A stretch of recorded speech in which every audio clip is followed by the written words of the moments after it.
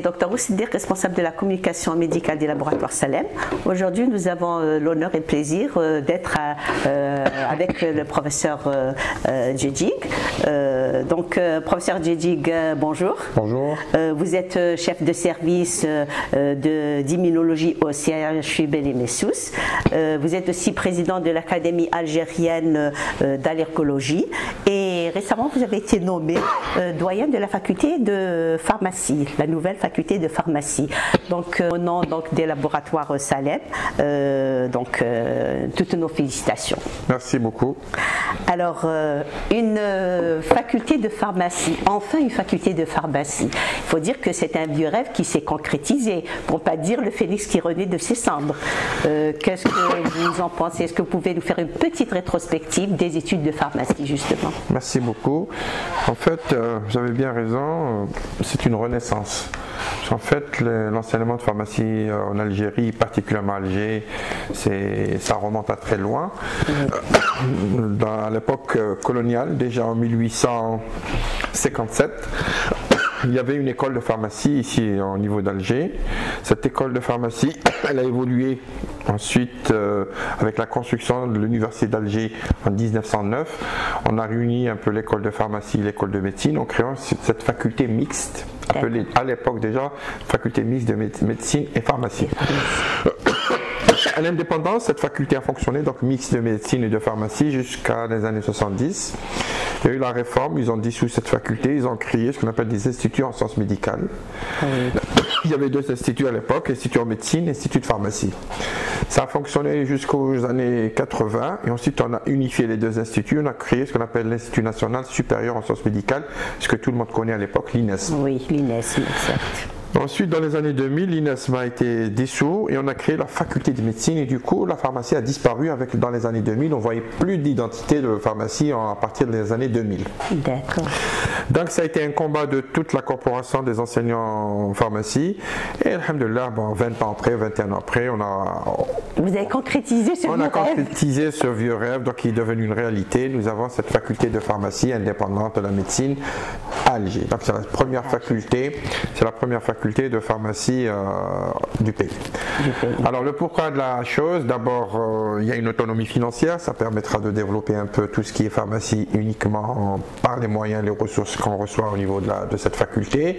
Il y a une autonomie pédagogique, c'est-à-dire que ça nous permettra de réfléchir, de développer des choses spécifiques à la pharmacie. Oui. Et aussi à l'instar de tous les pays où... Des nouvelles spécialités aussi. J'y arrive, à l'instar de tous les pays où la pharmacie est indépendante. Dans tous les pays, la pharmacie est indépendante de la médecine. C'est deux filières différentes, donc chacune doit se développer de manière harmonieuse, j'allais dire, indépendamment l'une de l'autre. Oui. Alors, maintenant dans notre pays, le pourquoi aussi de la chose, vous savez qu'en étant avec la médecine à l'époque, on ne pouvait pas créer de nouvelles spécialités parce qu'on était dans un système uniquement hospital-universitaire. Oui. Donc toutes les spécialités étaient HU, hospitalières, tout ça. Mais vous savez que la pharmacie est une filière au carrefour de plusieurs, j'allais dire, disciplines. Donc c'est vrai qu'il y a une partie santé, mais une partie qui est en dehors de la santé qu'on doit développer, qu'on n'a pas pu développer quand on était au niveau de la faculté de médecine. Et c'est là un peu ce qui manquait un peu à l'Algérie, toutes ces ressources humaines qu'on devait former pour l'industrie pharmaceutique. Et là, je pense que l'une des missions, les plus grandes missions de cette nouvelle faculté, c'est de développer cette ressources humaines pour travailler dans l'industrie pharmaceutique. D'ailleurs, ce secteur est en pleine expansion, en plein développement dans notre pays. Vous avez vu un peu la création du nouveau ministère de l'industrie pharmaceutique. Il était tout à fait normal, après ce boom de développement, qu'il y ait un centre formateur pour ces laboratoires pharmaceutiques locaux qui doivent un peu accompagner cet effort de développement du médicament dans notre pays.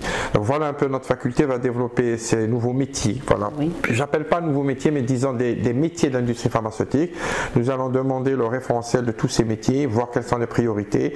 Nous allons s'atteler à développer donc quelques formations à partir de la rentrée prochaine, Inch'Allah, 2021-2022, peut-être quelques licences, quelques masters. Voilà un peu l'objectif. Je pense que c'est une condition sine qua non pour le développement justement de l'industrie. Absolument, je suis tout à fait d'accord.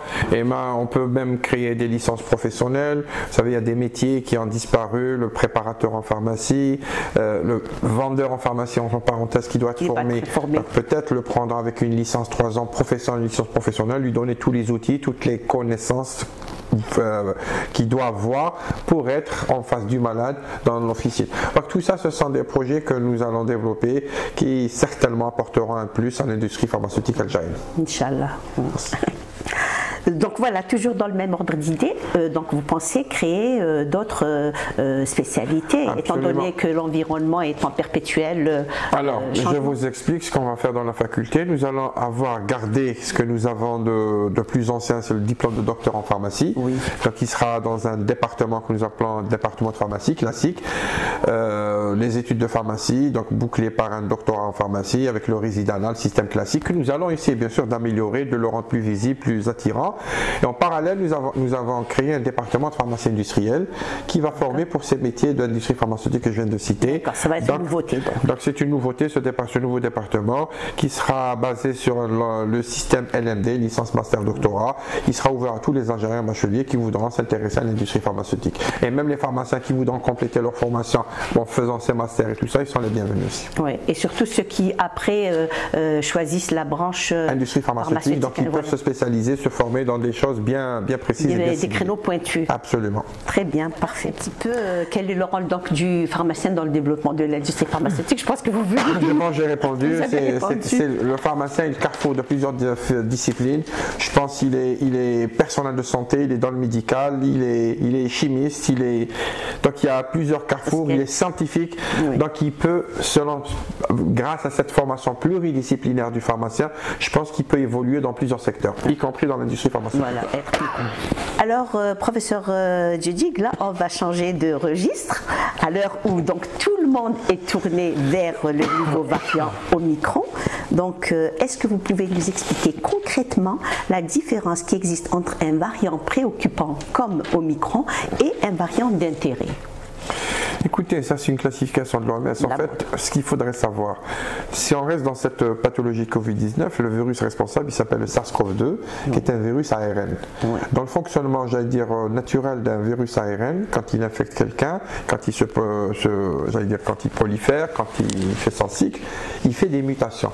Oui. C'est un phénomène naturel. Ce type de mutation arrive de manière aléatoire, de manière continue. Surtout que c'est des virus ARN qui se multiplient. Absolument. Donc ce phénomène de mutation arrive.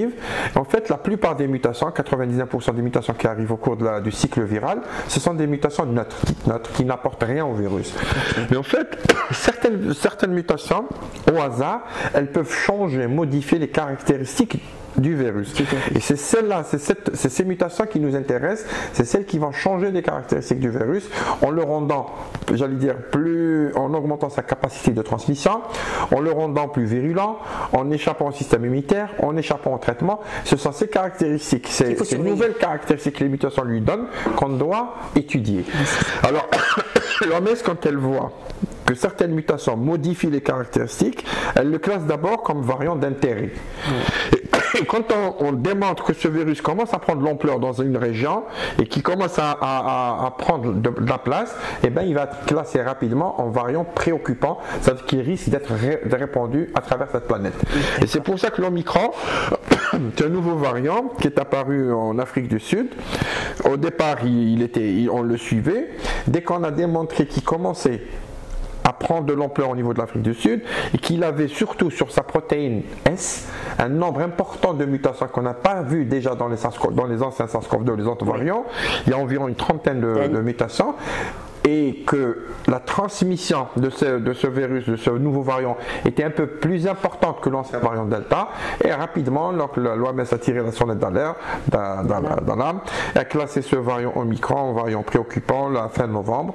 Et il y a un intérêt maintenant particulier de toute cette planète. Ils sont en train de suivre quelles sont les données cliniques, épidémiologiques que peut donner ce nouveau variant. Oui. Alors les données maintenant, ce qu'on peut résumer, ce qu'on connaît, c'est vrai qu'il a beaucoup de mutations.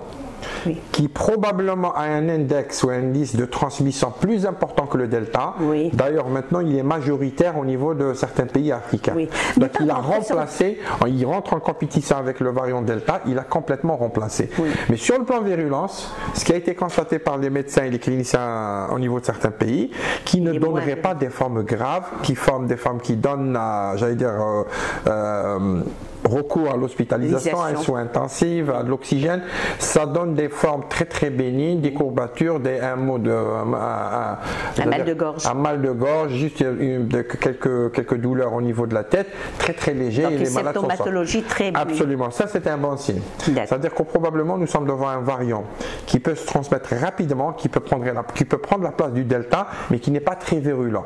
Donc il est possible qu'on est en face d'une situation où si ce variant Omicron prend de la place, nous allons tous nous immuniser avec cette forme bénigne ou légère et probablement ça sera la fin d'un cauchemar avec un SARS-CoV-2 qui donnerait des formes sévères, mais plutôt ça sera un coronavirus banal qui donnerait une espèce de rhume, que tout le monde sera immunisé et on passe à autre chose. Et ça fait partie du cycle normal du virus? Absolument.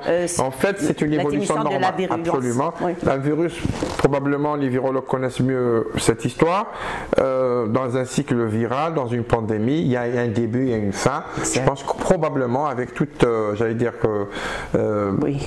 Avec les données actuelles, il est possible que peut-être dans quelques mois, d'ici mois de mars, mois d'avril, on sera devant une situation avec un nouveau variant qui sera répandu sur cette planète. Nous serons tous immunisés, mais avec, j'allais dire, une symptomatologie très, très, très banale ou bénigne. Oui, oui. Maintenant, si vous me parlez des chapeaux militaires, effectivement, la crainte de ce nouveau variant Omicron, c'est qu'il y a beaucoup de mutations sur sa protéine S, probablement que l'efficacité vaccinale a encore baissé.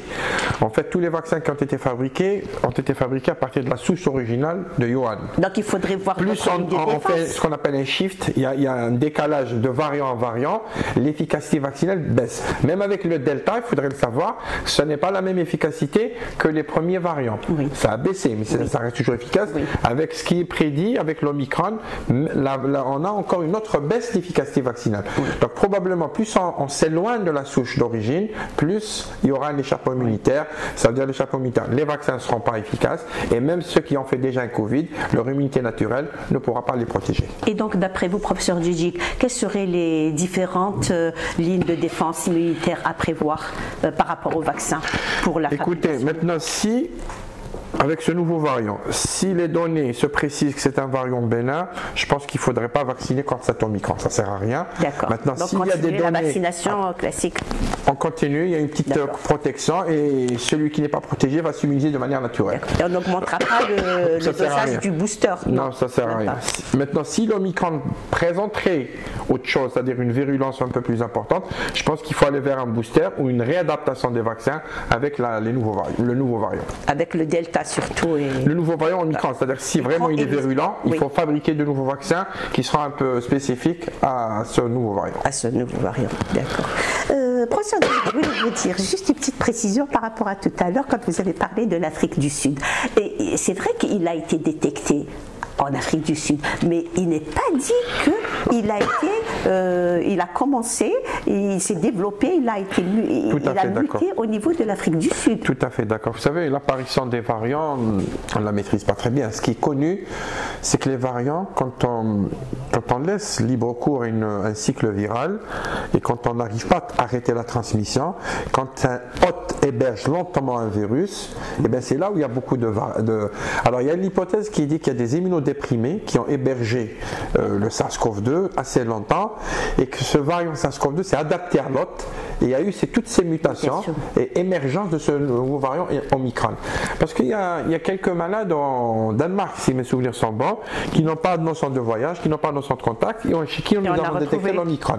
Donc probablement, c'est une adaptation, j'allais dire, du virus à son hôte, où il y a eu toutes ces mutations. Il est devenu moins virulent, mais il se transmet très rapidement. Et en fait, c'est un équilibre que trouve le virus avec l'hôte. Parce que le virus n'a pas intérêt de tuer son hôte. Il va trouver tout un équilibre pour pouvoir fonctionner, travailler, infecter. Être hébergé. Absolument. Pourquoi l'immunité vaccinale diminue avec le temps? Et quelles seraient bien sûr les nouvelles mesures adéquates à envisager? Et surtout qu'actuellement, nous l'avons vu avec le Delta. Le Delta qui vous êtes grippé, mais je sais que vous êtes négatif au Covid. Donc ne vous inquiétez pas, je tousse, je fais mes tests, il n'y a pas de problème. C'est rassurant, voilà, professeur Djedik. Donc voilà, revenons donc à l'immunité vaccinale qui diminue avec le temps. Et actuellement, professeur Djedik, il y a beaucoup, c'est-à-dire que les enfants qui ont été épargnés jusqu'à présent, maintenant, il y a un nouveau phénomène, je dirais. Les enfants sont de plus en plus atteints par le delta, je suppose. Ça, c'est une donnée déjà connue, ça fait quelques mois, que le delta, ce variant delta toucherait un peu plus la catégorie enfant. Ça veut dire pas plus que les adultes. Au début, c'était pas le cas. Non. Je m'explique, ça touche un peu plus les enfants, mais pas plus que les adultes. La proportion des enfants touchés par le delta est supérieure en comparaison avec les autres variants. En fait, le delta touche un peu plus, mais l'enfant, d'une manière générale, n'est pas très touché. Oui. Et en fait, si on prend les catégories d'âge, les adolescents sont plus touchés que les enfants et les petits-enfants. Oui. Donc plus on est jeune, moins on est touché par le coronavirus. Même les nourrissons. Même pour la mortalité augmente avec l'âge. Oui. Les adolescents. Voilà ce que j'ai à dire. Mais maintenant, ce qui a le risque quoi, chez les enfants, ce sont des propagateurs de maladies. Donc ce sont des sujets qui prennent le virus et qui transmettent rapidement, très bien, efficacement le virus aux adultes. Oui. C'est ça le danger et c'est d'où l'intérêt de faire vacciner les enfants pour arrêter cette propagation du virus. Et qu'en est-il de la vaccination des enfants chez nous en Algérie? Chez les enfants, alors, le comité scientifique. Vous savez, c'est un gros problème d'éthique. Oui. Certains pays se sont lancés dans la vaccination des enfants, ils l'ont fait, 150 pays je pense qui font ça, ils sont même descendus jusqu'à 6 mois pour vous dire. Maintenant, éthiquement parlant, vacciner quelqu'un pour protéger une autre personne, c'est compliqué, c'est difficile. C'est-à-dire que chez nous, on devrait d'abord commencer en fait par le corps enseignant déjà. Notre souci, il est le suivant, parce qu'il y a, nous, la problématique est un peu différente. En Europe, ils ont vacciné toutes les personnes cibles adultes. Oui. Ensuite, ils veulent aller encore plus loin, ils ont touché à l'enfant. Nous, déjà, la catégorie adulte cible n'est pas touchée complètement. On est dans une proportion très faible. Aller encore, peut-être pas obligé, autorisé à faire vacciner les enfants, c'est se dire, on n'a pas pu le faire chez les adultes, ils doivent d'abord eux-mêmes se protéger, ensuite on passe à l'enfant. Mais scientifiquement parlant, ça tient la route, il faut vacciner les enfants pour pouvoir arrêter cette chaîne de transmission enfant-adulte. Et d'ailleurs, la plupart des foyers qui éclatent dans les écoles. Donc les écoles, dès qu'il y a quelques cas, donc c'est les adultes qui sont touchés, les familles, les enseignants, tout ça. Alors, à mon avis, il faudrait aller vacciner les enfants par palier, commencer par les adolescents, peut-être entre 15 et 17 ans. C'est eux qui sont un peu qui bougent beaucoup, qui vont dans les salles de sport, qui font de l'activité. Donc peut-être commencer par cette catégorie. Il n'y a pas d'obligation. Dernière question, professeur Djedik, c'est par rapport à la vitamine B6. Alors, il est des études, les chercheurs de l'université d'Hiroshima auraient démontré que la vitamine B6 freine un petit peu l'orage, la tempête cytokinique et donc l'inflammation. Et ces études ont été soi-disant démontrées dans le cas du diabète et dans le cas de l'inflammation chronique. Est-ce que la vitamine D, dans ce cas-là, interviendrait pour freiner un petit peu l'inflation. Vous parlez de la vitamine D? La vitamine B6. B6, pas la D. B6, je n'ai aucune idée. Bon, on en a parlé. Si c'était de la vitamine D, j'aurais peut-être répondu. Là, aucune idée pour le B6. D'accord, parfait. Comment vous voyez donc l'évolution de la Covid-19 à l'horizon? Alors, si on veut être optimiste, je pense qu'on a assez vécu dans cette pandémie. Ça dure maintenant un peu plus de 2 ans. On va rentrer si on termine ce mois de décembre, donc on entamera une 3e année. Oui. Je pense que j'espère de tout cœur qu'il y aurait des mutations, des mutations qui feront atténuer un peu cette virulence. Absolument. Si on arrive à atténuer, que le virus lui-même arrive à s'adapter, à sélectionner des variants qui seront moins virulents, on passerait à une autre étape, non plus une pandémie, mais à des endémies. Donc quelques poches au niveau de cette planète. On ne parle plus de pandémie à l'échelle de la planète, et qu'on aura peut-être une maladie très bénigne par le SARS-CoV-2 qui passera inaperçue, ou quelques malades qui sont immunodéprimés, qui la feront un peu de manière ils la ressentent un peu plus, mais ça sera un rhume banal. D'accord. Ça c'est un peu tout ce qui est optique. optimiste. Maintenant, si on veut avoir des scénarios très pessimistes, c'est de l'apparition, parce que la planète n'est pas vaccinée complètement. On peut avoir dans des pays qui sont non vaccinés l'apparition d'un nouveau variant qui sera très virulent et qu'on redémarre à zéro avec un SARS-CoV-2 très virulent. Voilà un peu mais personne ne peut prédire un peu l'évolution de la situation. Il paraît que pour le Delta, pour les personnes qui ont déjà fait une primo-infection, qui ont été infectées puis vaccinées, elles seraient plus protégées qu'une personne qui n'est pas du tout vaccinée ou... Écoutez, mais c'est logique ce que vous venez de dire. La maladie, le vaccin font la même chose en fait. C'est de renforcer le système immunitaire. Quand on fait une infection naturelle, on acquiert une immunité. Alors, l'immunité elle est là, et si on rajoute un vaccin, ça permet de booster, de maintenir cette immunité. Donc faire une maladie naturelle et vacciner derrière, ça permettrait d'avoir absolument une vaccination complète, 3 mois après bien sûr que la maladie et la vaccination. Tout ceci permettra de maintenir une immunité à un certain niveau, une immunité protectrice. Bien sûr. Donc là, la vaccination est recommandée, mais elle est vraiment... Alors, ce qu'il y a de dire, si vous voulez qu'on termine notre interview, c'est de dire la chose suivante. Nous sommes aux portes d'une vague. Voilà, la situation épidémiologique actuellement dans notre pays est très compliquée. Nous sommes en train de vivre le démarrage ou le point de départ d'une courbe ascendante. Nous avons de plus en plus de malades hospitalisés. Nous le ressentons au niveau de l'hôpital. C'est-à-dire que nous sommes plus dans cette situation d'avant septembre-octobre où il y avait une accalmie. Ça bouge sur le plan épidémique, ça bouge sur le plan cycle viral. C'est-à-dire qu'il y a un nouveau cycle qui arrive. Ça, c'est démontré, on le voit au niveau de l'hôpital. L'indicateur, il est là. Deuxième, on peut parler de 4e vague en ce moment. On y est en plein dedans, mais on n'a pas encore abordé la phase exponentielle. Mais déjà, les hôpitaux commencent à se remplir. Alors, deuxième point important, la population algérienne n'est pas vaccinée. Et le variant qui prédomine actuellement en Algérie, c'est le Delta. Alors vous avez toutes les données. Et quatrièmement, on a oublié un peu la distanciation sociale. Les barrières, etc. Alors qu'est-ce qui se passe? Donc tous ces ingrédients vont faire exploser cette 4e vague. Un non vacciné, le Delta, pas de port de masque, ça va exploser et nous allons vivre la même situation que le mois de juillet. Donc si ce n'est pas plus, si ce n'est pas pire. Donc il vous rappelez un peu de la situation du mois de juillet où c'était incontrôlable, il n'y avait plus d'oxygène, il n'y avait plus de place et aucun système de santé ne peut absorber cette masse déferlante de malades.